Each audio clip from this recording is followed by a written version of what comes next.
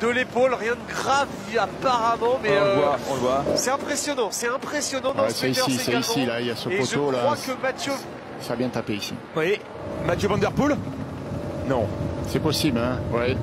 Non, pardon, c'était un de ses coéquipiers, pardon. Là, ça va être dangereux parce que là, si quelqu'un place une attaque, il n'y aura pas forcément de coéquipier pour rouler derrière. Ah, c'est Julien qui... Allez, Julien Alaphilippe qui place son accélération maintenant à plus de 2 km de l'arrivée.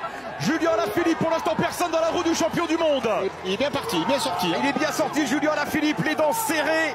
Ouais, Van Aert, il temporise, il cherche Roglic. Et oui, il cherche du soutien pour l'instant. Wout van Aert et Julien Alaphilippe qui est parti. Et qui se décide à y aller, c'est Primoz Roglic maintenant. Primoz Roglic qui accélère. En quelle finale? Il embrasse ce final, Julien Alaphilippe, avec Tadej Pogacar. Il est sorti de très très loin là, Julien Alaphilippe. Pierre Latour qui part à la poursuite de Julien Alaphilippe. Julien Alaphilippe, 2 km encore. C'est long 2 km. C'est très long. Allez, on doit être à 700, 600 mètres de l'arrivée. La pente va s'adoucir maintenant de manière sensible. Voilà, c'est la bascule pour Julien Alaphilippe qui peut remettre maintenant de l'intensité, se mettre en danseuse, remettre du braquet et aller chercher cette première victoire sur le Tour de France 2021. Une victoire qui sera sortie du maillot jaune évidemment. Oui, champion du monde, hein, avec ce maillot sur le dos, c'est beau. Avec le maillot de champion du monde, Julien Alaphilippe qui a fait le plus dur. C'est bon Julien, elle est là la victoire, elle est là. Julien Alaphilippe qui va aller chercher donc le premier maillot jaune 20 ans après Christophe Moreau. Un Français va remettre sur le maillot jaune à l'issue de la première étape du Tour de France sans aucun doute. Ouais, c'est bien parti. Allez, Julien qui se retourne.